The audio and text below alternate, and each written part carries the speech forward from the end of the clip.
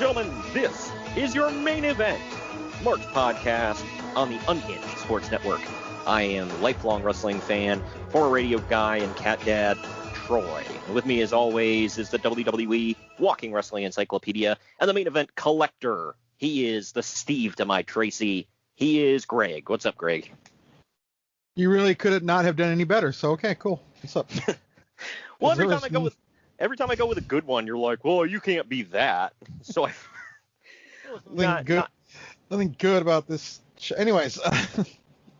Well, you're one of the Armstrong brothers, and I am Freddie Joe Floyd. Wasn't that Tracy's mother's job name? I wanted to be the white guy. Yeah, the white guy, as if this show wasn't full of them. Well, except Freddie for one Joe particular match. Floyd, dude. Come on, that's the whitest name that's ever. Yeah, the whitest name that ever whited. Yeah, I know. But this show, man, we are talking about a show with a pretty confusing, convoluted story to the main event that not to spoil anything or jump ahead, but I thought was really good, but probably didn't draw at all. And if it did, it was very small. So what you're saying is people should take an aspirin right now? Yeah. I mean, there's some stuff to talk about on this show. That is for sure. And we'll talk about all the names on this show. We're talking about SuperBrawl, by the way, if you're just randomly clicking around. You didn't read the description. This is the first SuperBrawl, the only SuperBrawl to take place in May, by the way. And, hey, happy May.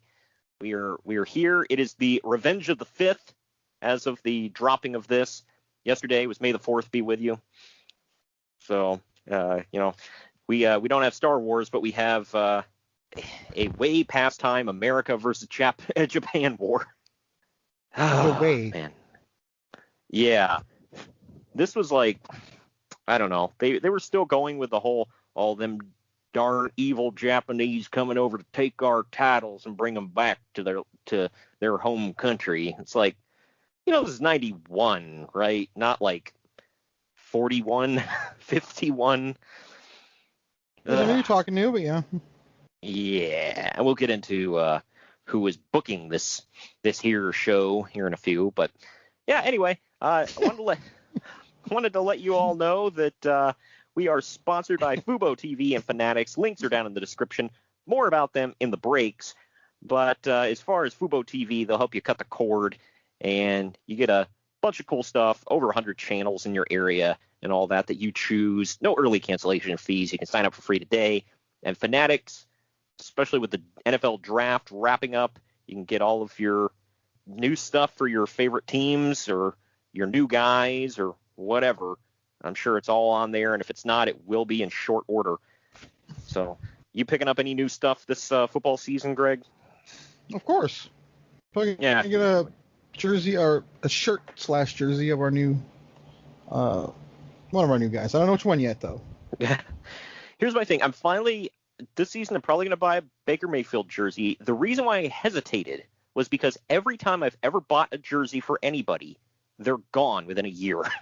I got a feeling this one might be a safe buy. Yeah, that's why I waited it out. I'm like, I'm going to see if he sticks. And it's like, okay, knock on wood, I think I'm safe.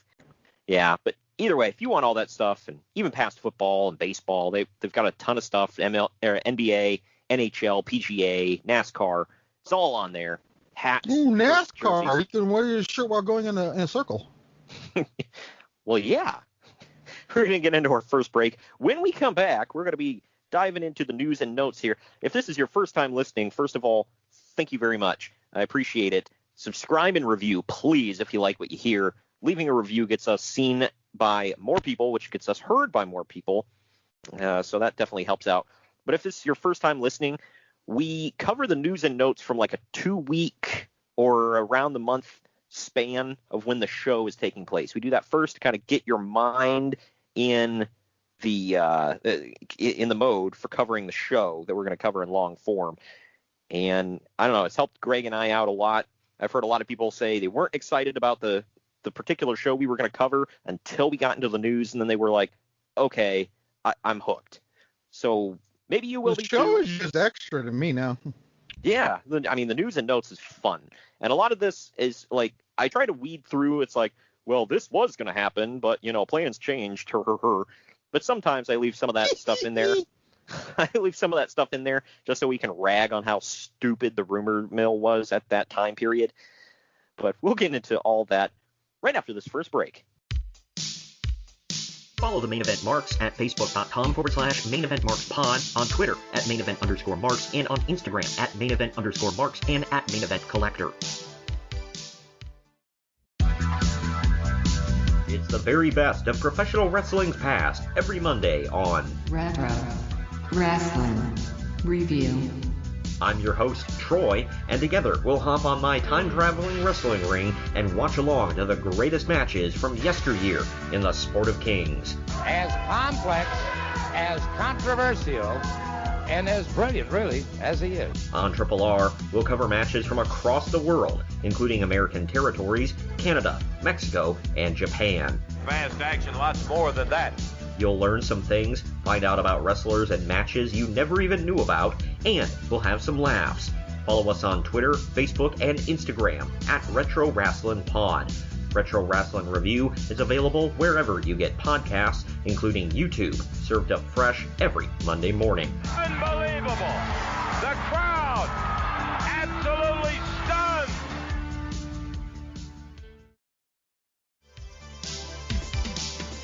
The Main Event Marks are available wherever you get podcasts and on YouTube. Now back to the show. All right, we're back. News and notes time from I think late May. What date is this? Mid-May of 1991. This first story, we're getting into the WWF stuff first. Sports Illustrated had a story on the WWF back in March, and no one in mainstream media really cared. Basically, Vince McMahon had sent his PR people to the magazine to produce what Phil Mushnick, our favorite Mushnick, of the New York Post, called a, quote, 6-page puff piece, end quote. You were a little young for Sports Illustrated in 91, I assume, but some 7? Yeah. Yeah. So I assume you never saw this article. Nope. I mean, I can imagine what dipshit said. Phil Mushnick is something else, man. He's worse than Meltzer. Think about that. Well, the thing is, he's not like a rumor guy. He's just like crap on WWF guy. Like, good, bad, or indifferent, he will crap on the WWF. And we've found out in recent weeks that it's not just he craps on the WWF. It's if somebody else craps on the WWF, he'll come behind them and go, "You didn't do a good enough job. Here's more crap." Like, that's pathetic. Basically, this guy has no life. I still maintain he tried out for wrestling one time and failed, and now he's like mad. Oh man, maybe Vince McMahon made a pass at his mother or something. I don't know, because this was just. He had like an axe to grind. I mean, he went after WCW too, so he was an equal opportunity crap giver. But WWF was his main target. But then again, of course it was, because he was picking on the top dog. Well, like if it was to happen nowadays, if like something like this happened nowadays, do you really think anybody would mention AEW? Honestly, I mean, it's not going to happen. If they were going to go into the blood and guts aspect of it, I mean, you can't really attack WWE for that. So they would most likely. They would start off talking about AEW, and then they would use that as a referendum to attack WWE for some reason. That's usually the way it goes. And, I mean, in the mid to late 90s, he did, like, apparently this guy frequently wrote stuff either to or about Ted Turner, like telling him he's promoting smut on his channels, and him and his organization are leading to the downfall of America, and blah, blah, blah, blah, blah. Because I watch. Put on a damn new news channel and see every politician ever. There's your downfall. Yeah. What are you talking about? Yeah, because I tuned into Nitro a couple of times, and next thing I know, I had a rap sheet a mile long. Made me want to go out and be a retrobate. Well, nowadays it's because of Grand Theft Auto 5, as we all know. Oh yeah. Well, that was late 90s stuff too, I think. A lot of politicians went after that. It was usually the wives of politicians. that went after Grand Theft Auto. But either way, as it turns out, NBC and the WWF have parted ways. WWF is already negotiating elsewhere for the main event, where elsewhere is somewhere that's not Fox, ABC, NBC, or CBS. Spoiler, it does go to Fox. Yeah, right. Apparently, the Slaughter angle on the February show is what did them in for good, with bad press and low ratings driving them off the network. What was this again? Do you know? Because they did like 4 or 5. I would assume this is him burning the Hulkamania shirt. I could be wrong, but that's the only one I can remember that was like it really stood out. On Superstar, so maybe I don't know what it was. I mean, obviously it was him and the Iranian. Is it when he said that the American soldiers were over there eating sand or something like that? I don't know. That might have been serious. I don't know what the hell it was now. Now I'm wondering. Yeah, let's see. We're gonna assume that it was just him showing up on Superstar, or on Saturday Night's Main Event, wearing the beret and the Iraqi flag on his get-up and all that. So that's got to be it. I don't know, but either way, as well. I think that there's more there. Like maybe they wanted him off because they were taking rings or something. Yeah, maybe. As well, the main guys who were in charge of NBC during the glory days, Brandon Tartikoff and Dick Ebersol, are now out of power, and that's how the TV business goes. So there you go. I think once Tartikoff went, that's when Saved by the Bell went. Oh, really? I think so. Wow, I can't believe that was a big ratings get, wasn't it? That was one of their biggest ones, I believe. Yeah, it's like you can't believe. You got to wonder. It's like why they kicked it off. Well, either way, there's and like you said, they would land on Fox later on. So, but anyway, to move on here, WrestleMania 8 is officially booked for the Hoosier Dome in Indianapolis for April of 1992. We covered that one a couple of months ago. Now in the archives, go check it out. A very hidden classic. Yeah, it was the Macho Flair affair, and it was the show where the main event was not the world title match. It was Hulk Hogan versus Sid Justice. With a, spoiler, DQ finish, by the way, which to this day is still baffling to me, but whatever. To this day is the only match in WrestleMania, or the only main event in WrestleMania history to end in a DQ, as far as I know. For the love of God, let it be the only one.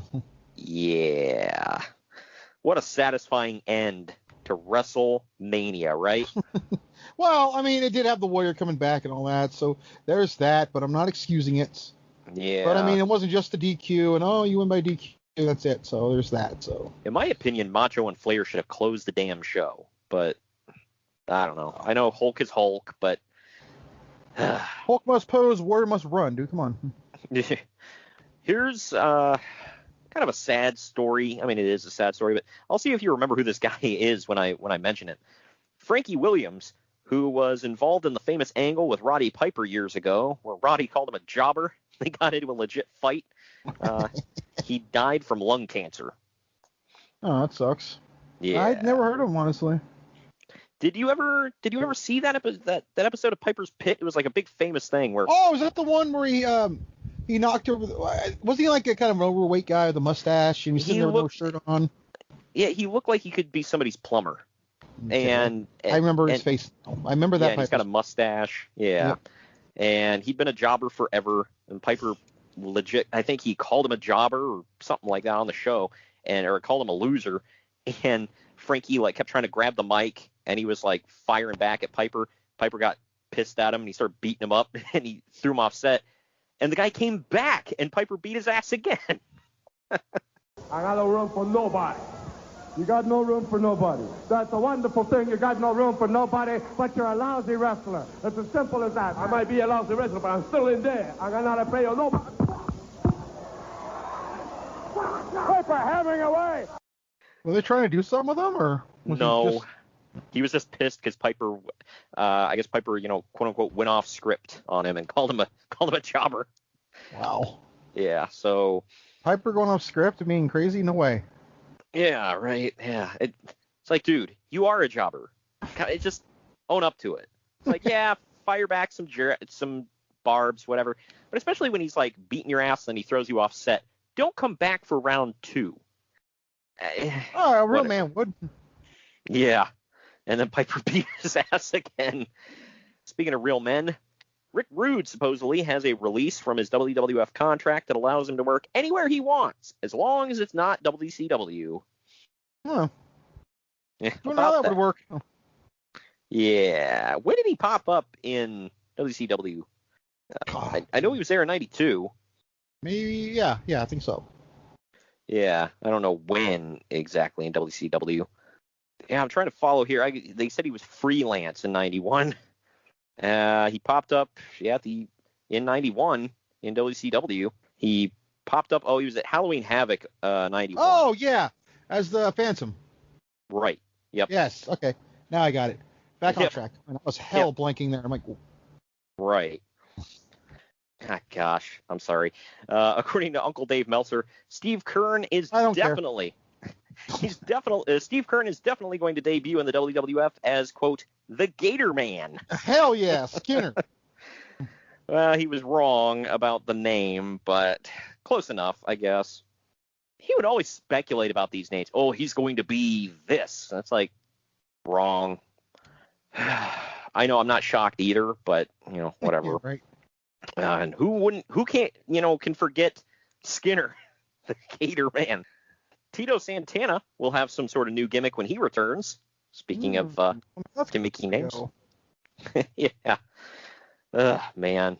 He was at WrestleMania 8 too in the opening match, I believe. Was he? Yeah, it was opening match with Shawn, wasn't it? Yeah, underrated match. Yeah, it definitely was. American tabloid TV show Hard Copy.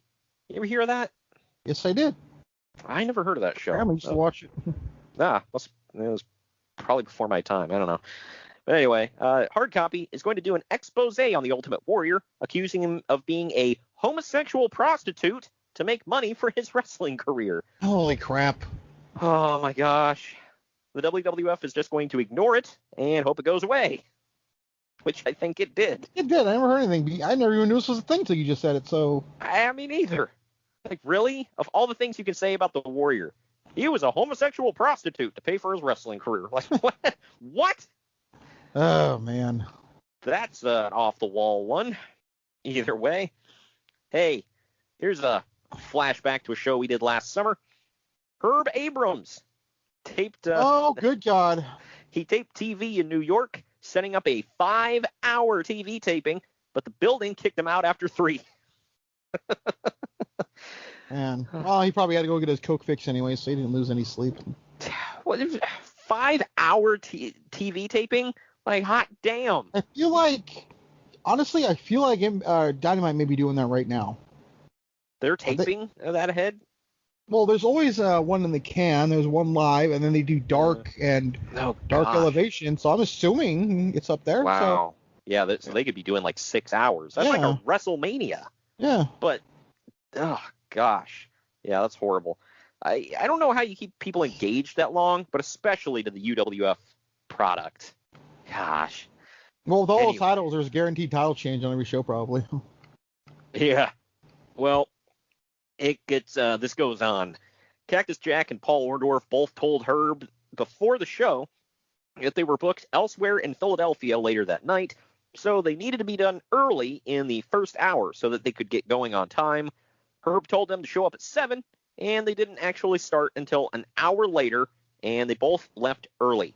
Also on the show, Steve Williams worked a bizarre match with Steve Ray that apparently turned into a shoot, with Williams busting Ray up and throwing him into the ring steps violently, busting him open hard way. Ray actually was so pissed at the situation that he took a swing at Abrams at ringside on the way back to the dressing room. Wow. All right, lots to unpack here. I am not shocked whatsoever that he told Orndorff and Cactus Jack the wrong time. Yeah, right. Like, that doesn't, like, I don't even kind of question that. The Steve Ray, Steve Williams thing. For those who want to go back in the archives, we covered UWF's Blackjack Brawl 94. Steve Ray thought he was like... There's a lot of laughing, by the way, if you go back and watch that. So. Oh, there is, yeah. Yeah, the show sucked. Our podcast, I thought, was pretty entertaining. It was actually one of my favorites that we ever recorded. I just don't think two grown men should laughing that much, but we were. Let me rephrase. Two Girl Men shouldn't be laughing that much at somebody who's no longer with us, but yeah, you got to hear why. I don't think we're so much laughing at him, but. And there's an episode of Dark Side of the Ring in season 2 on Herb Abrams. Go check that out. That's a nice companion piece to that. Right, yeah. It was very cool. But this, Steve Ray, thought he was Shawn Michaels or something. So you'd put that in your mind. Nobody gave a damn. He thought he was Shawn Michaels. He was not. I'll just say that. He was not. And Steve Williams, I know you're not a big fan of him, but he was a tough SOB. Why would you ever test that guy? Oh, to be fair, Bart Gunn tested him. Yeah, well, Bart Gunn was also another legit tough guy. So, and Steve was a little past his prime at that point. So, but this was 91. Oh, I mean, to be fair, the guy was probably on drugs. I mean, he's Herb Abrams' guy, right? Again, not trying to be funny, but yeah, I don't know. Motor's doing it. Why the hell wouldn't you be doing it, right? Yeah. Yeah, this just of all the guys I can think of to go against in the ring, like Steve Williams, Meng, Barbarian, and, there are a few others, but those are the top 3 I can think of. Not just, thou shalt not F with them in the ring. In life. Yeah, right. Well, speaking of UWF, Herb Abrams is actually going to proceed with his idea of running a pay-per-view on June 9th. The show is going to be in the 3,500-seat Manatee Civic Center in Palmetto, Florida, and will be Brawl at the Beach. So a mouthful there. Yeah. What's the name of that city again? Palmetto. That sounds so made up. Yeah, I don't even know where the hell Palmetto is. It's fun. The name of the venue sounds made up. Manatee Civic Center? Is that an animal? Yeah, the sea cow. Yeah. Like, what the hell? And 3,500 seats. I mean, at least he was, not overbooking it, but 3,500 seats is still overbooking it. Oh gosh. And now Abrams announced a lineup for his. I'm dripping with sarcasm here. Good Lord, you can't even get it out. I know. He announced a lineup for his star-studded pay-per-view spectacular, which will undoubtedly make Total Nonstop Deletion look like WrestleMania X7. Yeah, I know, right? Where he accused the WWF and WCW by name of being, quote, a bunch of carbon copy cartoon promotions. Yeah. And Hogan and Flair, he accused them of being paper champions. What world? Yeah. Look, also, it was going to have Sid on, I assume, right? This was pre-Sid. This was 91, so. Because this is when you would rather have a Sid shirt than a Nolan Ryan signed card, right? Oh, hell yeah.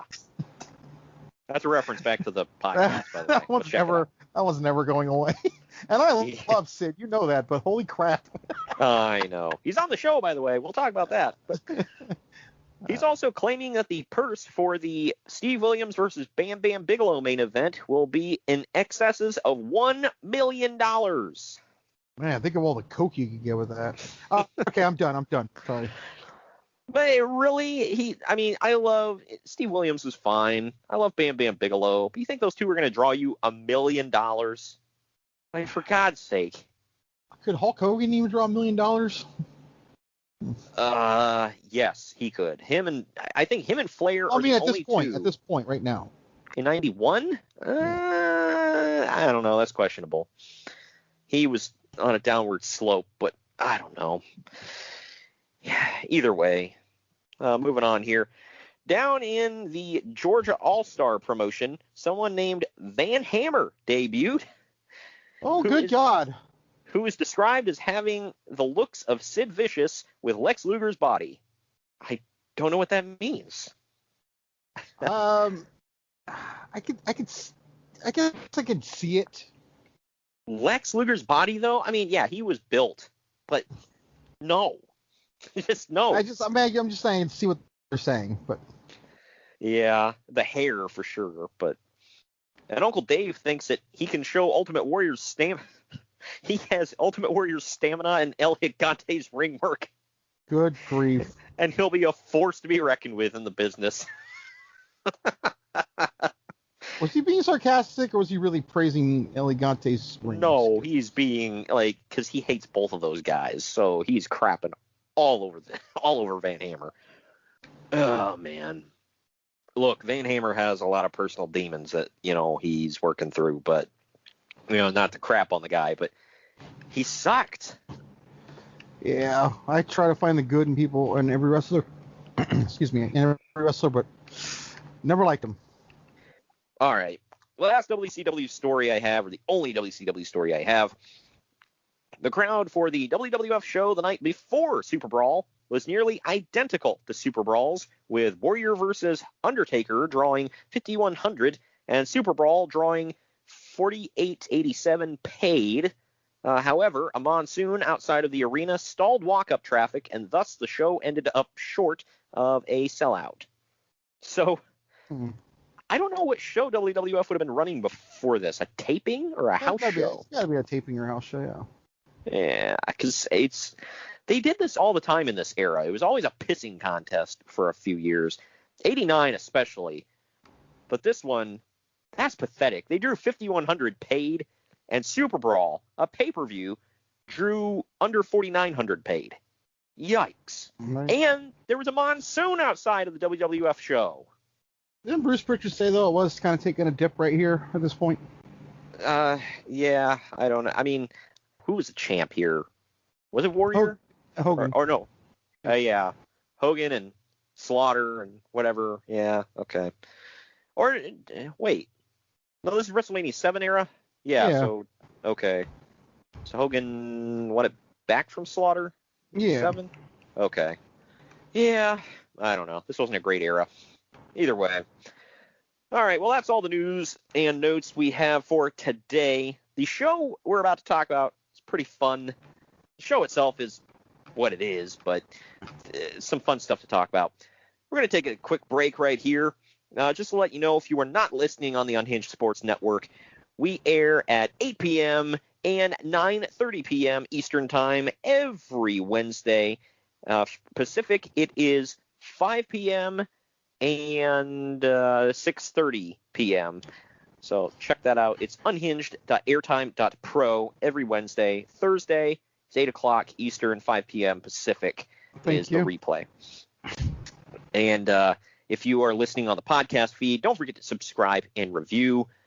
Again, if you want to listen live, it's unhingedsn.airtime.pro. We're going to take a quick break. We'll be right back with the show. Follow the Main Event Marks at Facebook.com/Main Event Marks Pod, on Twitter at Main Event _Marks, and on Instagram at Main Event _Marks and at Main Event Collector. Good morning, good afternoon, good evening, and good night. My name is Thomas, and what's your name? I'm Alan. Alan. Oh, yeah. We're brothers. That's right. Yeah. Got same mother and father. Your room was... Oh, we shared the room. Shared a room. We shared the room. Thought I knew your face. Yeah, we go way back, mate. Yeah. We should do a podcast then. We have. We do a podcast. We do a podcast. What's it called? The Broadcast. Yeah, that was planned. Yeah. Well. What do we do? Well, we cover all different things in the world of pop culture. We're talking about comic books, we're talking about professional wrestling, and we're talking about movies. Go back and watch classic retro wrestling events, the likes of WWE, WCW, and if you do like that, you can check us out on Apple iTunes, also on Podbean, Anchor, and on Podknife. Also check us out on Twitter at The Broadcast. That's BROKAST. Nearly stuffed up the ending. No, it's all right. Good on you. Yeah. Instagram also at The Broadcast Podcast. Remember, we don't spell it with a C. We spell it with a K. Sorry, mate. Take it easy.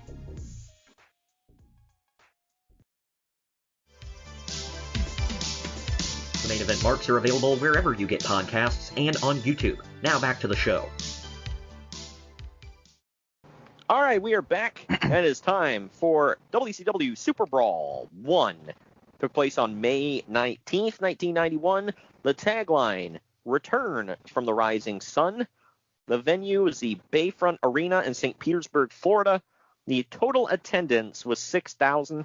I already mentioned earlier it was beneath 4,900, under 4,900 paid, so they papered a lot of it apparently. And the pay-per-view buy rate was a 1.04, which amounted to 150,000 buys. It's okay. trying to remember if I watched this live. I don't know if I did.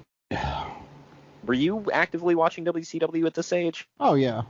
Oh, okay. I just don't know. I don't think I was watching the pay-per-views, but I was definitely watching it. As a kid, I mean, I know you probably just watched whatever they put on, but as a kid, I can't see anything on the show that would made you go, oh my God, I got to tune in for that. I think we just watched them all, honestly. Yeah. Yeah, I mean, there's that. If you just watch them all, I get it. But it's like if you're if you're somebody that's like, I got to see something I like to tune in, and you said you're 7 here.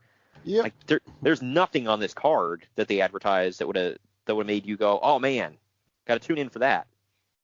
Hey, Mom, Dad, can you fork over money for this? Oh man. Speaking of not seeing anything on this card that anybody gives a crap about, recording artist Randy Brown starts us off by singing "America the Beautiful." I will say this: I literally can't find anything about this woman online anywhere. Well, you just threw him for a loop and told me she was a woman. No. Yeah, well, I looked up. I got to read that twice. I'm like, okay, is that a typo?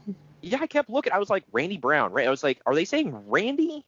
Sandy? I was like, and I kept looking. The only Randy Brown I can find is a dude, and he's a country singer. Shocker. This woman, by the way, has a horrible voice. Like, it's not the worst. I'll say that. But who the hell heard her sing and was like, you know what? We need it on the show. I'm going to assume Dusty, because I know all the comments you and I made. Dusty was booking at this time. He booked the show, as admitted by Tony Schiavone. He said, yep, this was Dusty. I think he's literally just back in WCW, too. Like, we're talking a couple of months. Yeah. Yeah, because they said this was a brainchild of Dusty Rhodes. He liked the SuperBrawl name. But Conrad was under this is 91, never mind. 91? Yeah. Yep. He's been back for over a year. Sorry. Well, this was Conrad Thompson said he was under the same impression as you, where he's like, well, it sounds like Super Bowl, and but it's like it's in May. You think it would be around Super Bowl time, but which it would be eventually, but I think they realized that, yeah. And they would turn this into Slamboree, I want to say, yeah. Yeah, I think this was Slamboree.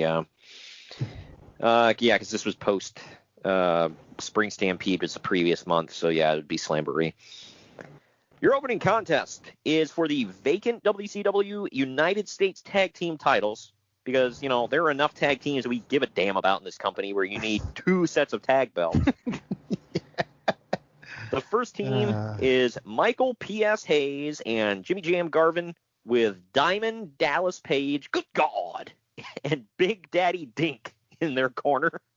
Real name. He's Sir Oliver Humperdinck, for all of you that don't know, and he's dressed like an effing biker. Because he wanted to get away he wanted to keep the name Dink. I like that. Yeah. I'll say this, not to make too many references to other podcasts, but Conrad did ask Tony, he was like, so why the F was Oliver Humperdinck out here? He's like, oh, well, he contributed a lot and all this other stuff. And he's like, yeah, but he's like, I mean, why is he here, like, with the Freebirds? Like, is he just out there to look like a dick and whatever? And he's like, why is he at ringside? And he's like, pretty much to stand there and look like a dick. He's like, well, at least he admit it. But they were taking on the team of the Young Pistols. At least he admits it. He acts like he did it. Yeah, right. I know. But they are taking on the team of the Young Pistols, which are Tracy and Steve. I assume the Young Guns was trademarked in 91. Maybe I'm wrong. Young Guns. I feel like that's a show. It's a movie. Was that one with Emilio Estevez? Yeah, that's right. Okay. I don't know when it came out, but regardless. This one went just shy of 10.5 minutes. I'm waiting for Steve and Tracy to finally get their last names and then change from cowboys to Confederate soldiers. Man, I wonder how that would fly today, huh? Yeah, it's coming. I like how they were like, cowboys. It's not Southern enough. We're going to call you the Southern Boys. And we're going to dress you up like Confederate soldiers. Yeah. They eventually did get their, because I was like, oh, it's Tracy Smothers and Steve Armstrong. No. Just Tracy and Steve. That is it. Yeah, so for everybody crapping on Vince for the last name thing, he didn't start it. Clearly. No. Right. He just made it worse. But he didn't start it. Look, I will say, if I have to say one thing about this team, their mullets are top notch. Yes, that was one of my first Hell notes. Like, you better say it. Yeah. Those freaking mullets, man. Yeah, they're good stuff, man. But Dink gets involved, not the clown Dink, Big Daddy Dink. He gets involved. Real name. Yeah. He gets involved, and Brad Armstrong comes out to stop him. Dink then gets kicked out of ringside by the referee. In the end, the referee gets bumped, and a guy in a bird suit named Fantasia, who was Brad Armstrong again, so he literally interfered for the Young Pistols, went to the back, got in his gimmick, came out, and attacked the Young Pistols, DDTing them both off the second rope, leading to a pinfall win for the Freebirds. I will say WCW was clearly trying to build up the Young Pistols, trying to make them look good and get over, even in a loss. So cool on them. I think Jimmy Garvin sucked here. I shouldn't say sucked. He wasn't great here. Then again, I was never a big Jimmy Garvin fan. I was going to say, I don't think he's ever been great, dude. Sorry. No, I've never. But... Yeah, he's the guy that became a Freebird when Terry Gordy and Buddy Rose. Yeah. Buddy Rose. No, that's wait, was it Buddy Rose? Yeah. Yeah. When they took off, he was like, "Well, we gotta keep this thing going, dude. Come on, Jimmy Jam." But they were just sitting around and catering as he walked by. Hey, he'll do. I guess he used to ride with them, so they were like, "Hey, y'all ready in the car?" Like, but Uncle Dave said, quote, "People just don't like the Pistols, even though they come off as very likable on TV." He gave this 3.5 stars. I gave it 2.5 stars. What say you? Wow, 3. I gave it 2. It was not bad, but no. It was average. There was a bump that Jimmy Garvin took over the top rope where he was supposed to be brought in the hard way, and he like lightly fell over and landed on his butt. And I'm like, dude, what the hell? All right. Anyway, next match here, we get Ricky Morton, pre-Richard Morton. That's coming up. He is taking on... Yeah, that gem. He's taking on Dangerous Danny Spivey in 3 minutes, 11 seconds. Holy crap. You know all those names I sent you the other day where it's like, hey, man, all these people are on the show, and there was all their WWF gimmicks. I didn't even realize we got Waylon Mercy on the show, too. Hell yeah. So there you go. The prelude to Bray Wyatt. Absolutely.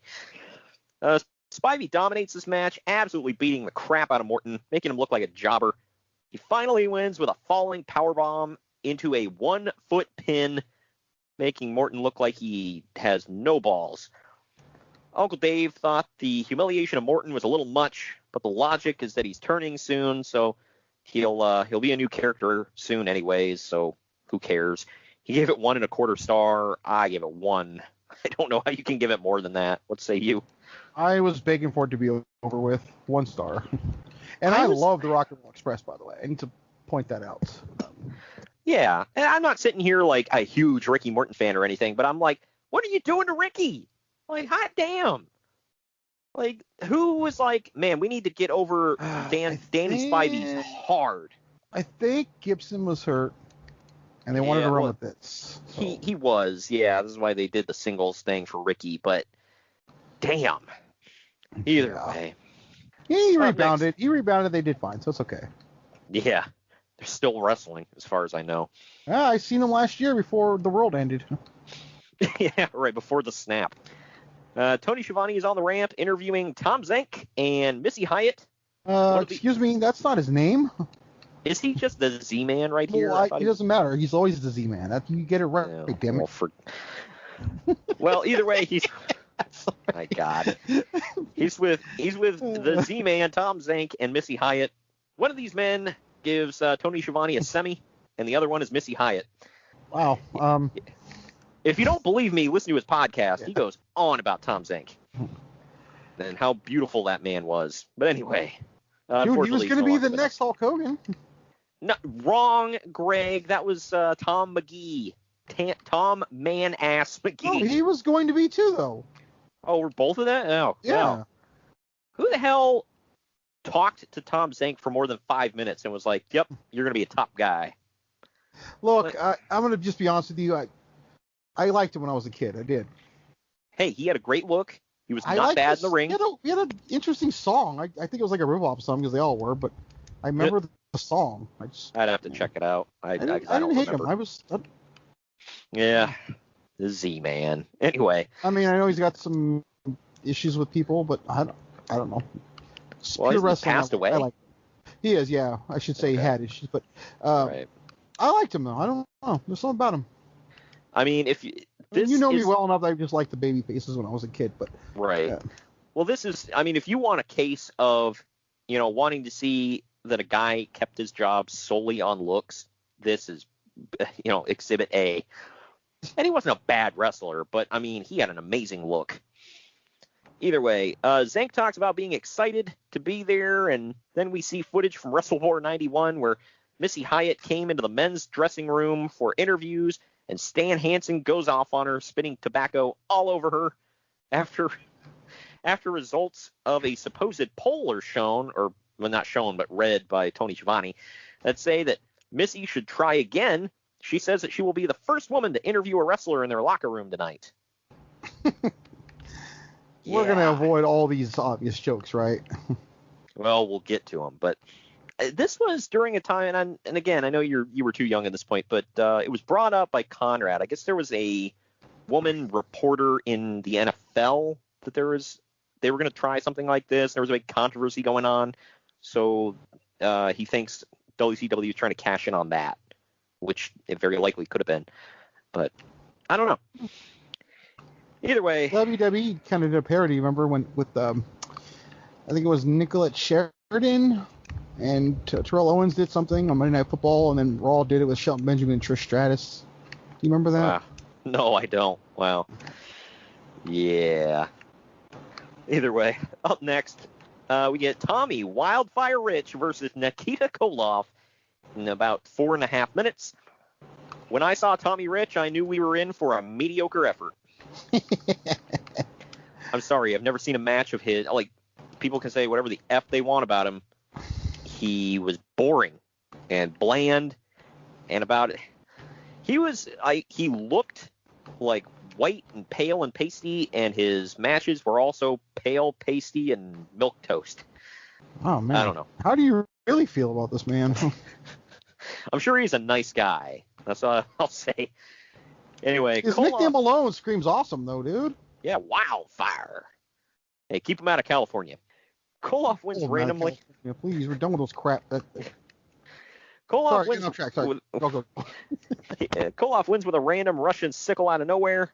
Wow, this was better than I expected. It was still just good, not great. Uncle Dave gave it a star. I gave it 2. What say you? I'll give it 2. I didn't get put to sleep. I will say this. This is one of the best Tommy Rich matches I've ever seen.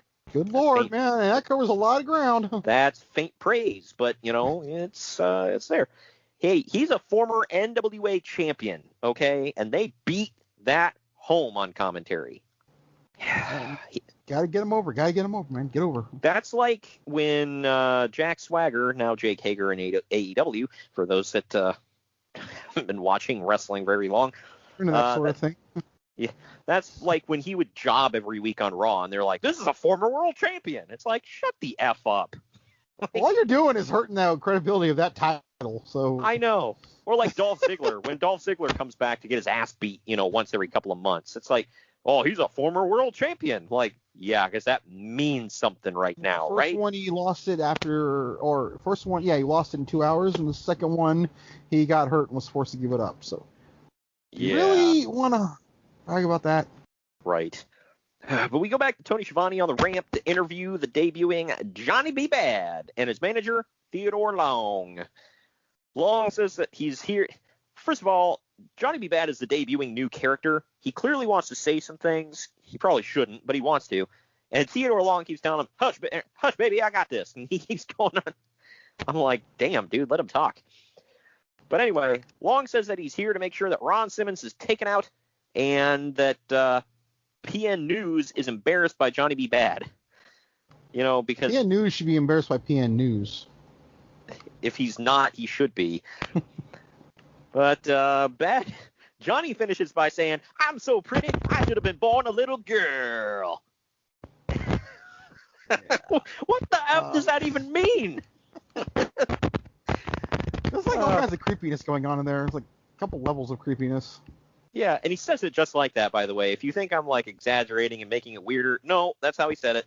And then he keeps saying, "I'm a bad man. I'm a bad man." It's like, cool. And then we go to Dusty Rhodes, who made this character, and he's putting it over like it's great. Wouldn't you? Yeah, after seeing it, I would have been like, damn it, I regret my decision. What the hell have I done? I will say, he gets much better, especially when he turns babyface. A lot of people hate on it. You and I talked about we liked it. I liked it way better than anything he did in WWF. I know you like the Wild Man character, but I enjoyed Johnny B. Bad. I don't know. I think I'm in a very I always thought he was minority. I always thought he was kind of an underrated wrestler too, honestly. Oh yeah, he was really good, and he was for that, I mean, he had muscles on muscles, and he was doing like flip flop and flying stuff, man. Like him and Brian Pillman. It was nuts. But anyway, up next we get the Natural, Dustin Rhodes taking on the computerized man, Terrence Taylor.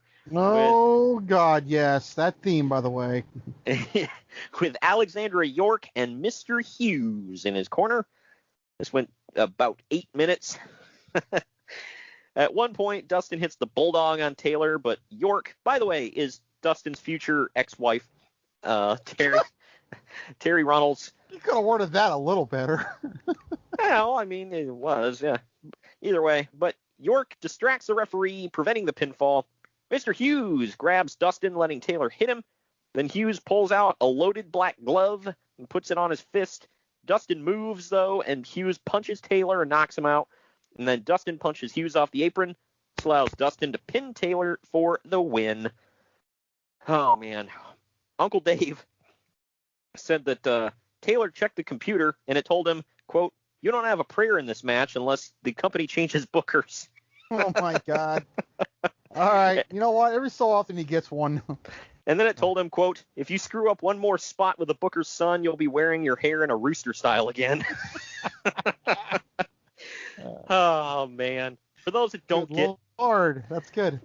For those that don't get it, the whole thing with the York Foundation was Alexandra York carried around this little, it was like a laptop tablet-looking thing. I don't know. I'm pretty sure that was a legit laptop back in the day. Yeah, it probably was.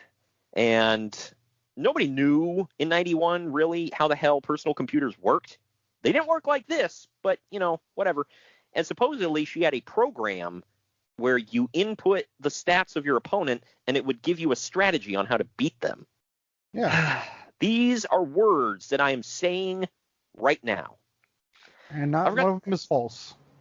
I forgot to mention, by the way, his entrance, Terrence Taylor's, by the way.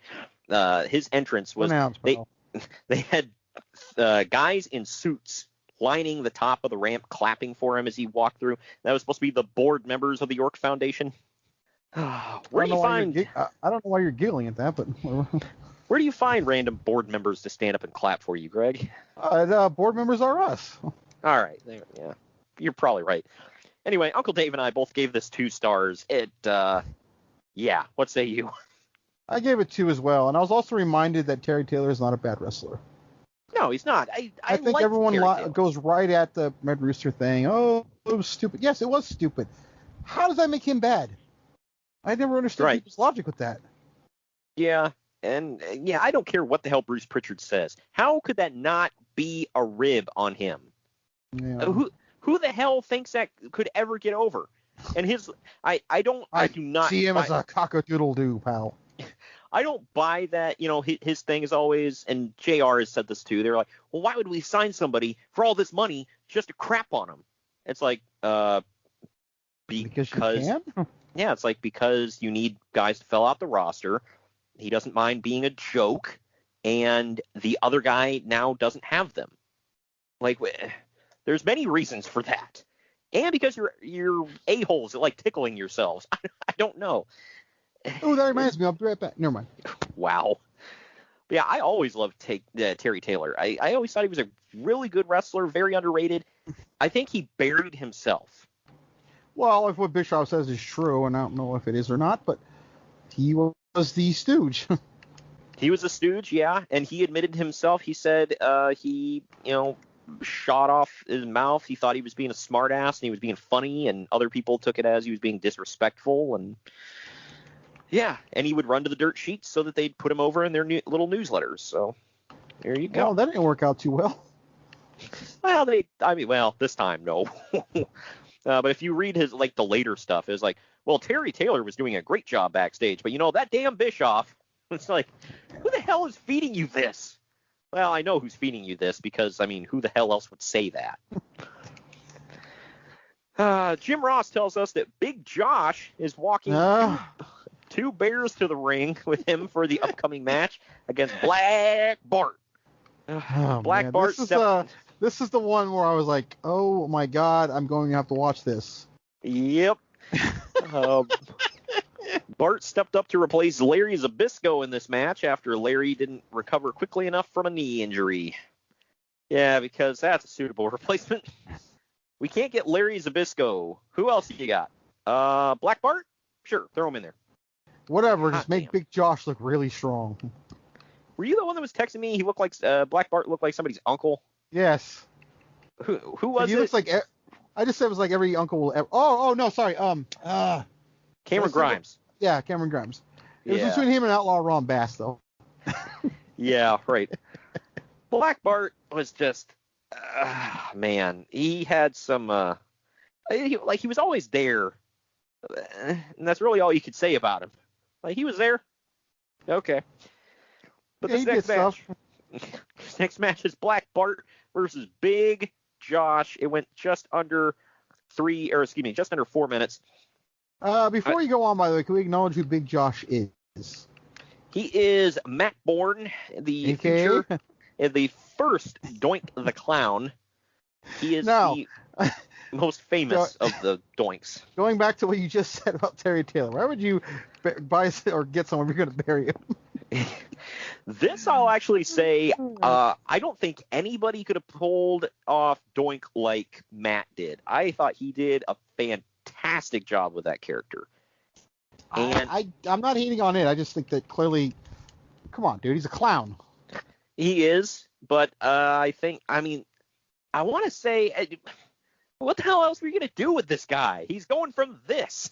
Okay, I'm not going to argue that. I'm just saying he's a freaking clown. Yeah, he is. But at first, if anybody remembers, he didn't come in as the Doink, the haha, hi kids, whatever. He came in as the psycho clown, where he would act all happy and whatever, and then he would just stare into the camera, almost like Pennywise. A prelude to Hugh Morris. Yeah, right. Yeah, but all right. First note here, I said Black Bart versus Big Effin' Josh. Shut up and take my effing money. Literally my exact note. Oh yeah, man. Oh, Big Josh walks two muzzled bears to the ring by chains, while one of them pisses all the way down the ramp. Can't make this stuff up, folks. So the ramp now has bear piss on it through the rest of the night. Remember that. And then he has their trainer walk them right to the back because you can't have bears at ringside with you. Oh, those kids in the audience. Yeah, they might kill somebody for real. Do you think those were shoot bears or working bears? Yeah, you've seen their teeth. They were actually shoot bears. I'm going with that. Yeah, those were shooting bears right there. The competition starts before the bell as Black Bart and Big Josh compete over who has the most honky theme song of the night. I swear to God, we've already seen the Young Pistols, by the way. Keep that in mind. I know. Well, they came out to some cool southern rock, whatever. These guys came out to freaking banjo music. I was like, hot damn. I could see after this, I could see Black Bart's I don't like the name. I don't like the word black in my name. Holy crap. I'm sorry, but it's just damn, dude. Either way. I mean, am I wrong? To around this, but I don't think you're wrong. Yeah. But Big Josh dominates and gets the win off of a running sit down on Bart's chest, basically the whoopee cushion. Uncle Dave gave it a dud.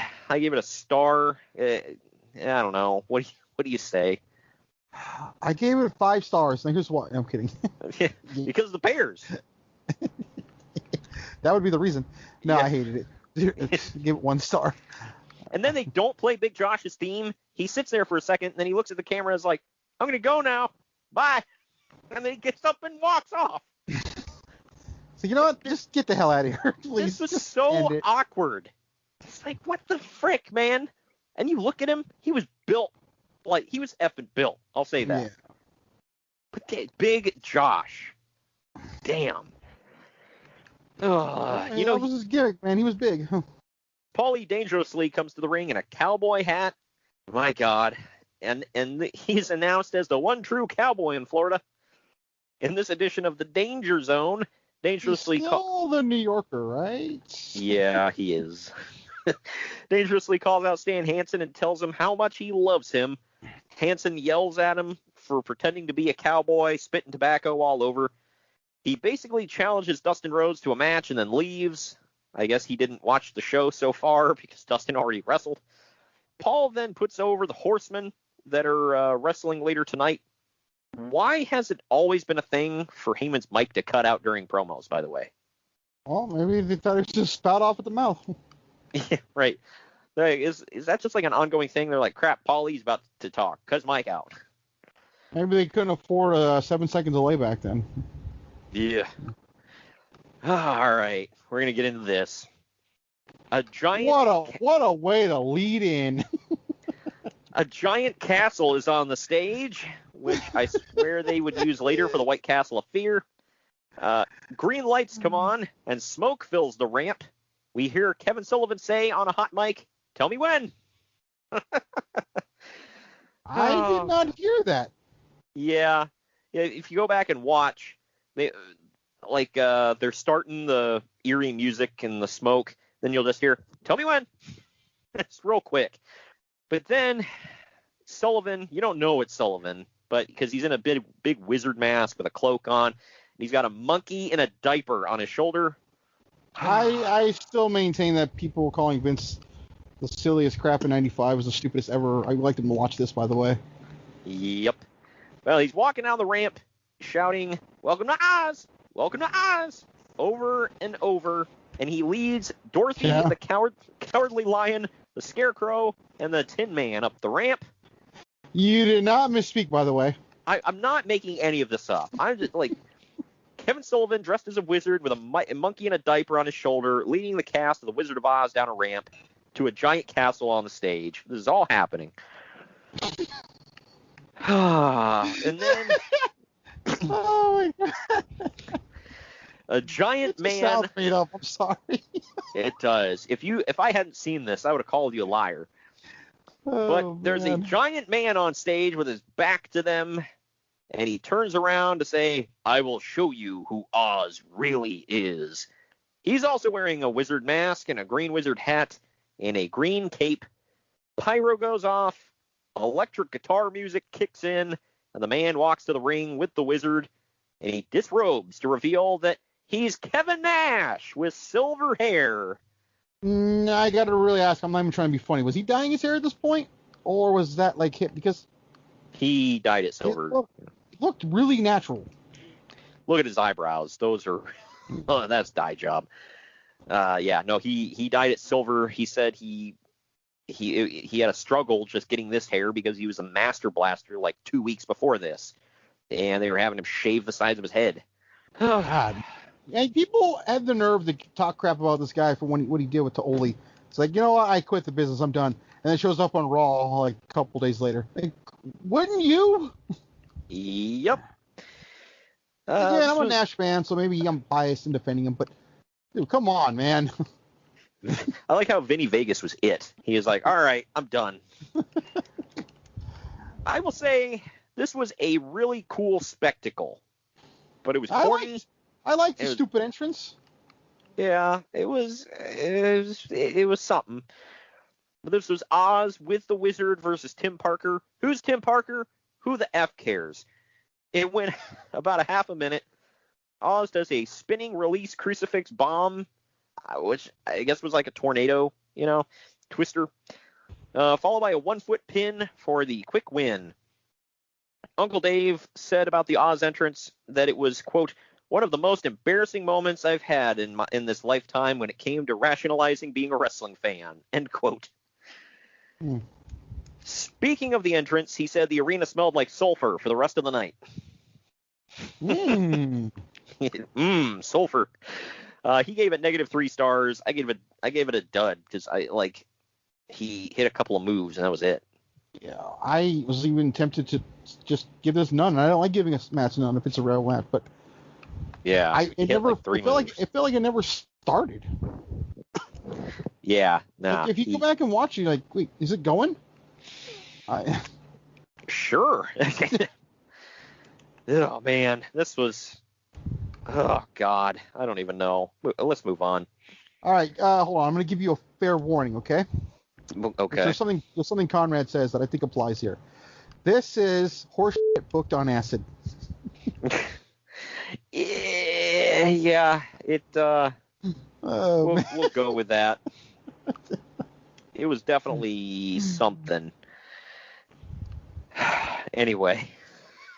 Again, I like to challenge 1995 as the worst year in wrestling. This was giving it a run for its money. Missy Hyatt's backstage now, walking into the men's locker room, acting like a complete moron, asking for interviews. Acting. Yeah, I'm going to leave that one alone. She asks Terrence Taylor what he thinks about losing to Dustin Rhodes, and Terrence tells her to get lost. Missy asks if the Z-Man is in the shower and says that she's going to get an interview with him in the shower. Oh, God. Let's keep it PG, all right? Yeah. Well, allegedly, she got a more than just an interview in the shower with Scott Putski later on, but that's beside the point. Google it if you don't know what I'm talking about. Just saying that. But Missy, you're telling people to go out of the way to look at smut. Yeah, well, either way. But instead, Stan Hansen pops out of the shower wearing his boxers and still has a mouthful of chew. He goes off on her again, and he paddles her with his cowboy hat before she leaves the locker room crying. I got to say this right now. One of my first notes is he chews tobacco in the shower. That's disgusting. This man is more chew than he is man. Oh, man. I've never seen someone fill their mouth with so much tobacco in my entire life. I'm like, what the hell? That's effing disgusting. This whole segment, like, she's trying to come into the shower. She's all like, ooh, I'm going to interview a man in the shower. And then she gets paddled by a cowboy and sent out of the room. This would never fly today. It wouldn't even, make it, you wouldn't even get the whole sentence out of your mouth before they're like, get out. Right? No. No. Yeah, just no, none of it. Get out. Pack your bags. Get the hell out. Or it's like, okay, this is what we're going to do. Okay, now that you're done playing, what are you really going to do? No, this is it.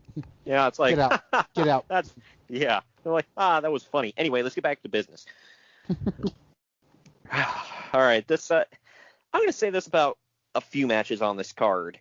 It wasn't as good as I thought it would be. I mean, do you think that applies here to this whole card? Not the whole card, because the Oz match was as good as I thought it was going to be. Okay, yeah, you're right. The Oz match and the match after this met expectations. But this next match is Flying Brian versus Barry Windham in a taped fist match. Both men were horsemen at different times. It went for just over 6 minutes. This one turns into a brawl. I mean, it's a taped fist match, so, go figure. But Windham gets busted open. Windham controls a lot of this match, makes Brian look good. Barry shows Brian gets busted open at one point too. I missed the point in which both of these guys actually got busted open, but he was bleeding pretty bad at one point. But Brian goes up top finally, and he gets low blowed after Barry shoves the ref aside, and just freaking monster low blow, man. I felt bad for Brian in that moment. But then Barry hits a superplex for the win. Uncle Dave claims that the show is in the toilet at this point due to Oz, but this at least brought it back to the sink. Whatever the hell that means. He thought it was a great match while it lasted, but way too short. I'll agree there. I mean, 6 minutes for Flying Brian and Barry Windham, I don't think that's enough time. But either way, he gave it 3.5 stars. I gave it 2.5. What say you?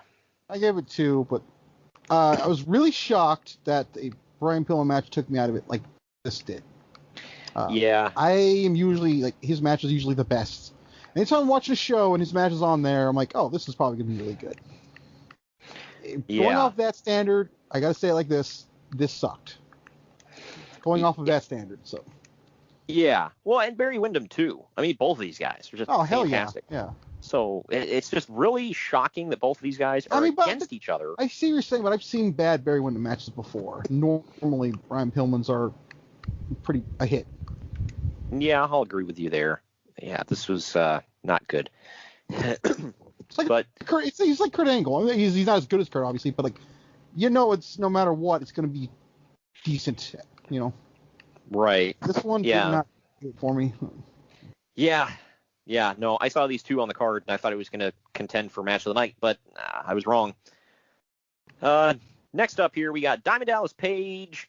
He is in the Diamond Mine, which is his interview segment where they put a couch on the stage. What? Just thought of something. I forgot about this. I'm going to get off topic here for a second, but it's on topic. They're debuting some Diamond Mine stable on NXT, at least the time of this recording. We haven't seen DDP on Dynamite in a while. What if he's coming back? Because they just showed some, again, at time I'm recording. Spoiler, record ahead a little bit. But, it was like a thing called the Diamond Mine, and I forgot all about this, and it just dawned on me. What if it's Simon Diamond? That was one of my thoughts, honestly. I was like, dude, maybe he's going to bring Prime Time and David Young, the diamonds in the rough. You're right. But anyways, just a thought. Yeah, right. But Diamond Dallas Page, you can hear him say, "Are we live?" I don't know if he was supposed to say that or not. Hey, we're live, pal. He's wearing the Paula Abdul headset. He's forever your girl, dude. Wow. He's got 2 beautiful women with him. One of them is actually Michael P.S. Hayes' ex-wife. So there you go. Anyway, he sits down on the couch before talking trash. Talking about the opening tag match.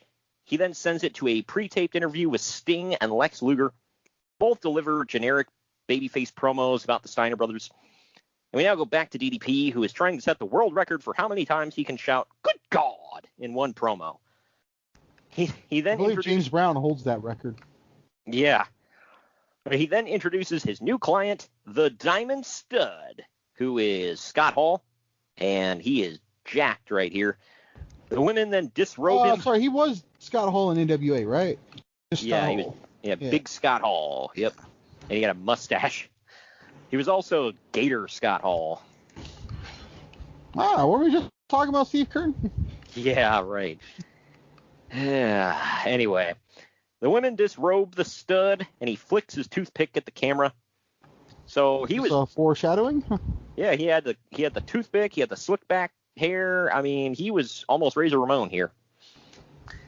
But we got to get to the match of the night up next, man. Here we go.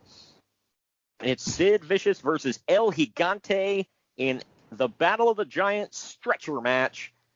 It went 2 minutes, 13 seconds, and you feel... I might argue it went too long.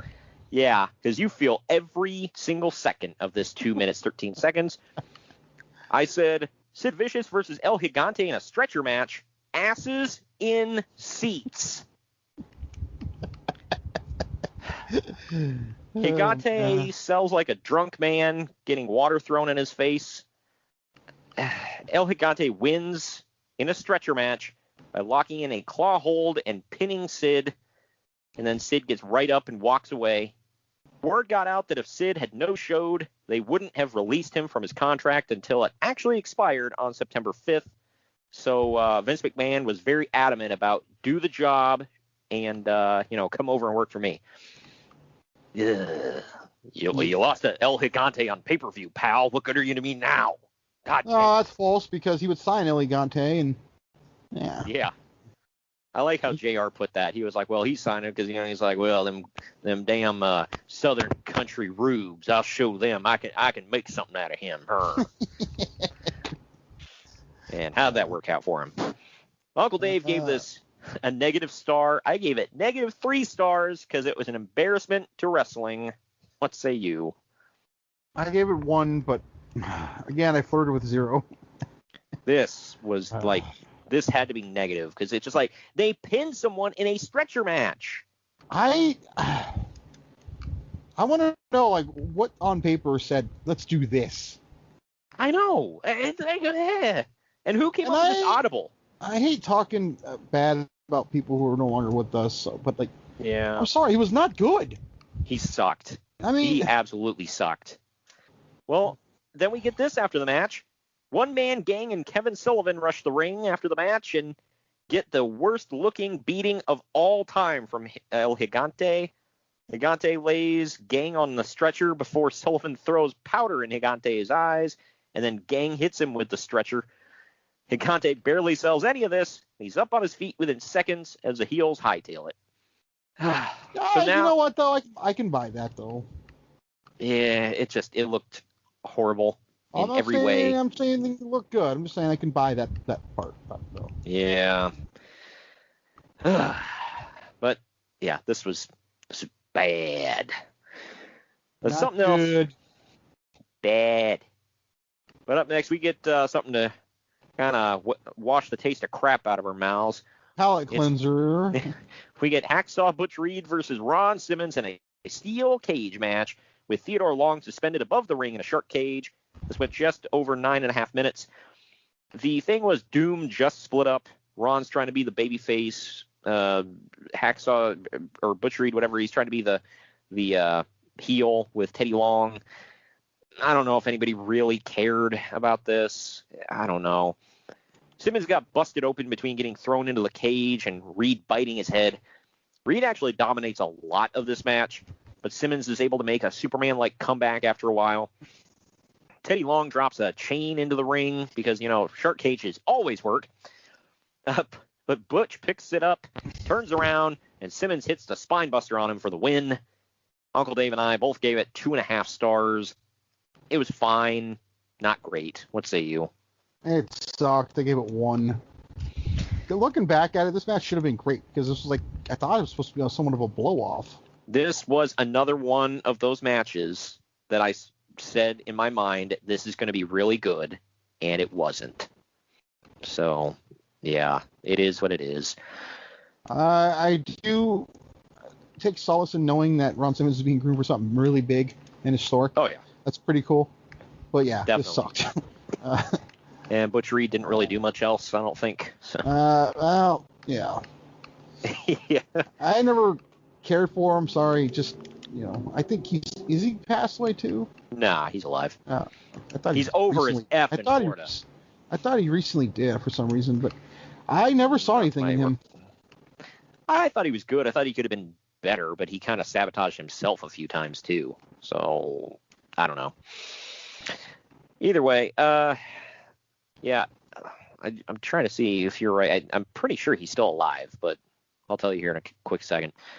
We now get Jim Ross and Dusty Rhodes at the commentary table, putting over how great Sting and Lex Luger are. Yeah, he died this year. Sorry. Oh, in February. Wow. I thought so. I thought I remember hearing that. Yeah. I forgot. Wow. Really recently too. Yeah. Probably the most recent wrestling death. Yeah, that's right. Damn. I guess some relatives attributed his death to COVID-19 and said he tested positive around January 12th. So he had 2 heart attacks. Yeah, it sucks. But anyway, Jim Ross and Dusty Rhodes are putting over Sting and Luger, and they have to beat their friends, the Steiner brothers, to be considered the best in the world. We now get a music video. This is something that would carry over in Nitro in 1995 and 6, by the way. Right. Word for word, by the way. We want to be the best team, so we need to beat the Steiners, which on paper is not far out there. They are one of the better tag teams ever, the Steiners, but you've already done this. Yep. They WCW carried stuff on for a long time. But we get a music video showing highlights for Sting and Luger, mostly doing singles stuff, and the Steiners beating up a bunch of other teams. They mixed in a ton of footage from Japan for the Steiners, too, and a little bit for Sting and Luger. With the main event coming up, we know it's coming. You know why. Right. But we now get the Steiner brothers, Rick and Scott, defending the NWA World Tag Team titles against Sting and Lex Luger. This went about 11 minutes. All of these men were super intense through this match. I was shocked, though, that Scott Steiner used a Tiger Driver as a cutoff move. Luger charges at Rick Steiner and bumps the ref. Then Nikita Koloff runs down to the ring with a chain wrapped around his arm. Sting shoves Luger out of the way, and he gets cracked by Koloff in the chain, busting him open. The Steiners pin Sting for the win. Uncle Dave gave this 4.5 stars. I only gave it 3.5 stars, but I did love this match. Probably one of my... it's my second favorite of the night. What say you? My absolute favorite of the night. I gave it 4 stars as well. I can't believe I agree with that idiot, but I do. I think this was a great tag match. Sting and Luger looked really damn good here. Not that they didn't ever look good, but it just, it worked. It was great. I liked it. Now Tony Schiavone is backstage with Nikita Koloff, who says that Sting was in the wrong place at the wrong time. Sting runs like hell to the back and jumps Nikita, brawling with him into the parking lot, which didn't usually happen a lot back in those days, so that was cool and different. But now we get the second of 3 title matches in a row here of the night. It is Arn Anderson defending the World Television title against beautiful Bobby Eaton. Jim Cornette and Sweet Stan Lane were gone at this point. They'd quit and went home. So it is now just beautiful Bobby all by his lonesome. It went just shy of 12 minutes. It's cool to think that these two are really close friends in real life, and now they're wrestling each other for a title on pay-per-view. Yeah. That's cool. At one point, Anderson does the rocket launcher to Bobby, throwing him onto the ramp outside of the ring, right into the bear piss and the powder. The bear piss. Continuity, folks. We're all about that on this show, and clearly... Yep. Oh, you can see it, too. It's still there. Towards the end, Barry Windham comes down to interfere. You think it's going to be an F finish, but no. Flying Brian runs down, and he stops him, and they brawl to the back. Bobby Eaton hits the Alabama Jam onto Anderson for the win and gets the TV title. It's his first ever singles championship. Uncle Dave gave it 3.25 stars. I gave it an even 3 stars. What say you? I gave it 3 as well. Really liked it. Honestly, it was weird because that last match was really great, but this was actually one of my favorites of the night. Even though the last really match good. was that makes some sense, but yeah, I mean, I thought it was really good for different reasons. It's not going to be in my favorite matches kind of category, but it was good. I enjoyed watching it. So people forget too, the beautiful Bobby was an amazing wrestler. Hell yeah, he was, and this proved he could hang solo. So he didn't need Dennis Condrey or Sweet Stan with him. But he would become the Earl of Eaton one day. Yeah. I have to point that out. Okay. Gotta love that. But backstage, Tony Schiavone is standing in front of the locker room for Tatsumi Fujinami. Schiavone finally gets Hiro Matsuda to give him a comment, who simply says, "We're going to bring the belt back to Japan, back home with us." Championship, pal. And they march to the ring. It's funny that he goes out with him, but he doesn't go to the ring with Fujinami. So anyway, but we're going to take our second to last break. When we come back, we're going to get into the main event right after this. Follow the Main Event Marks at facebook.com/Main Event Marks Pod, on Twitter at Main Event _Marks, and on Instagram at Main Event _Marks and at Main Event Collector. Fanatics offers the world's largest collection of official sports apparel and gear from all the leagues, teams, and players that you love, including the NFL, MLB, NBA, NHL, NCAA, NASCAR, soccer, and golf. They even offer esports gear for the gamers among us. You can shop by brand, sport, team, or player. And if you sign up for Fan Cash, you get exclusive weekly deals. So head on over to Fanatics.com today. Fanatics is a sponsor of the Main Event Marks and Unhinged Sports Network.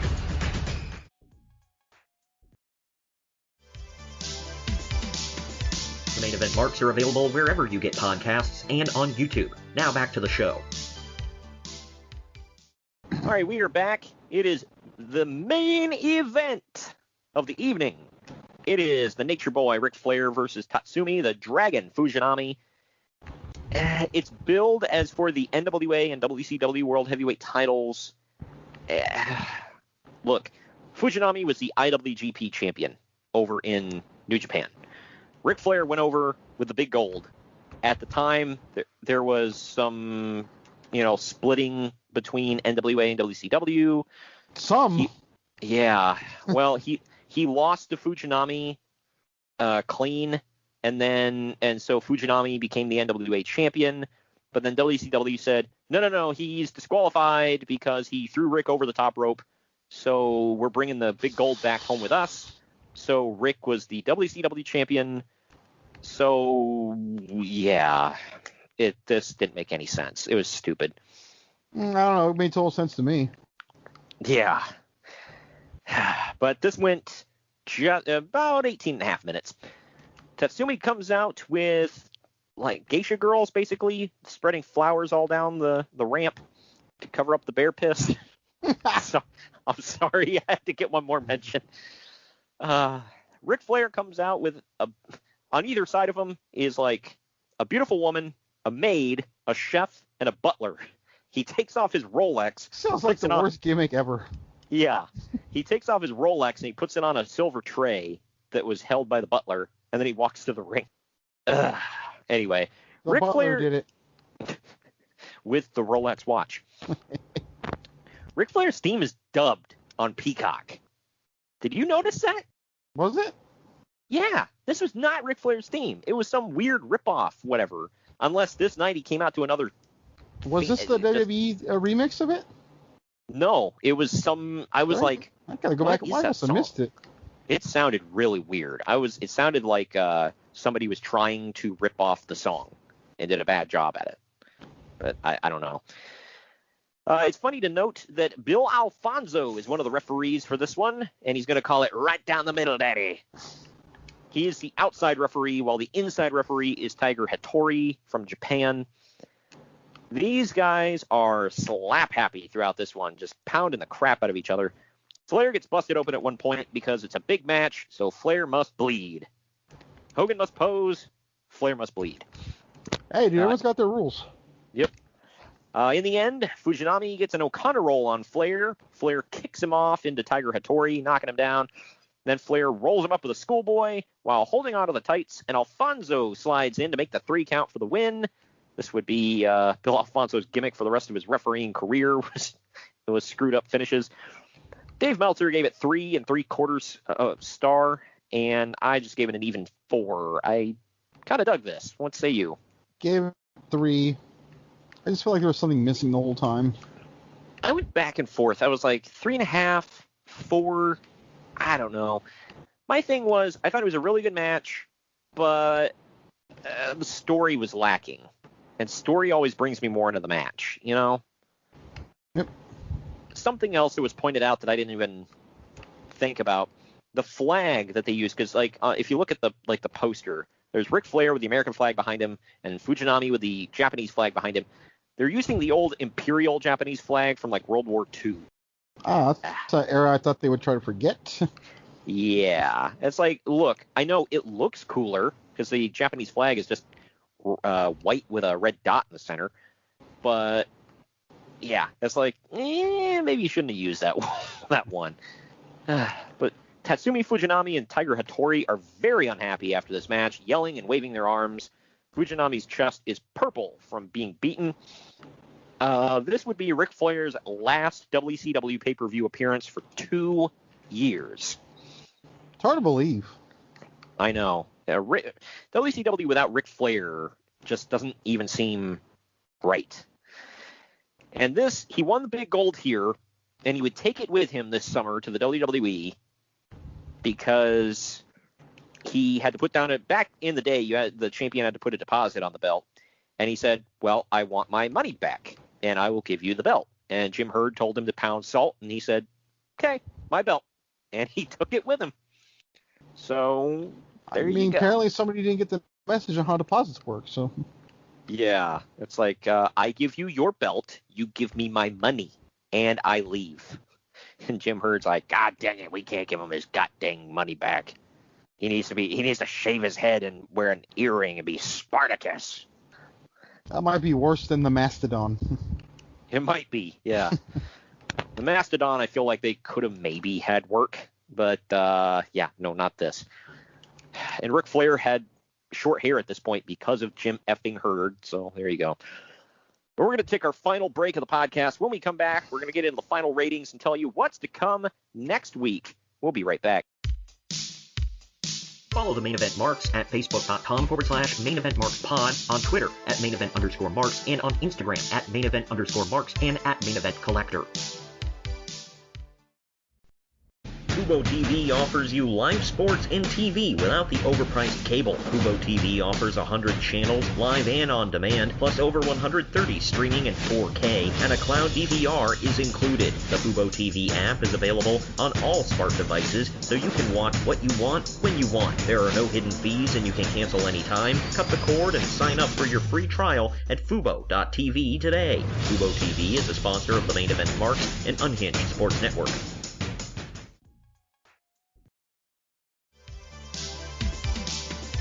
Main Event Marks are available wherever you get podcasts and on YouTube. Now back to the show. All right, final ratings time. IMDb, Internet Movie Database, gave it 6.7 out of 10. CageMatch.net gave it 6.35 out of 10. I gave it 7 out of 10 for like a, I don't know, it's like a C minus. What say you? I think I'm right there with you. I gave it a C minus.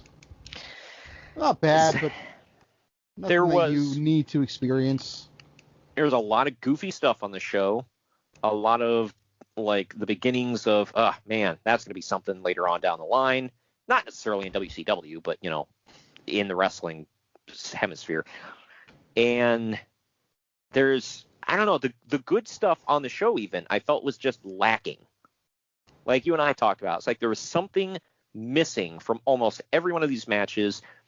I will say I disagreed vehemently with Conrad Thompson. Hated that Sting and Luger versus Steiner Brothers match because he said the finish ruined it for him. I didn't hate it. I mean, I really loved it. I mean, I would have liked a clean finish, but I didn't hate what they did. I didn't think it was like horrible. And you didn't have a string of, you know, interference finishes on the show. So I don't know. It didn't bother me. But either way, that wraps it up for Super Brawl 1 from May of 1991. Next week, this was the 30-year anniversary of it, by the way. So there you go, looking at where we were 30 years ago. Yikes. But next week, on May 12th, we're going to be going back to the WWF in the year 1996. Last week, we just reviewed In Your House 7, Good Friends, Better Enemies. Next week, we are reviewing the event directly after that. It's In Your House 8, Beware of Dog, for its 25-year anniversary. Part 1 and 2. Yes. And if they edited it in a way on Peacock. I didn't watch it when it was on WWE Network, so it might have been the same exact edit. But they cut off after a certain point because the power went out, and they bring you back in with what was the main event, and then they roll right into night 2 after that. And yeah. That's how it was on the original. Yeah, okay. So, I mean, it makes sense. It's in chronological order from when it actually happened, and some things got changed because there was Beware of Dog night 1, power went out, no generator. They had low power generators, so the ring was dimly lit, and you could see clips of it, and I say you can see them. You barely see it. Yeah, you can barely see anything. They recorded it all, but they decided to not use that footage because it sucked. So they just sucked. Yeah. So there's that, and so they just had Raw the next night, changed some stuff, told you, hey, we're doing a replay tomorrow night, or a redo, a mulligan, and and Tuesday was Beware of Dog night 2. Completely different announcers, completely different main event. They just redid a handful of matches, the ones that were in the dark, and there you go. But that is the one and only WWF pay-per-view that was ever like that. That is coming up next week. May 19th. We're going back to the NWA. Yeah, we're going back to the NWA. We're going 1 year behind this one, though. It's NWA Capital Combat 1990. It was the return of RoboCop. Oh, yeah. It's nostalgic. It's something. I still got to watch it. I've never seen it before. I feel like I'm cruising for a bruising. That's all I got to say. But that is what's to come on the show for the next couple of weeks. Thank you for joining me again, Greg. Mm-hmm. And we'll see you all next week with In Your House, 8 Beware of Dolls.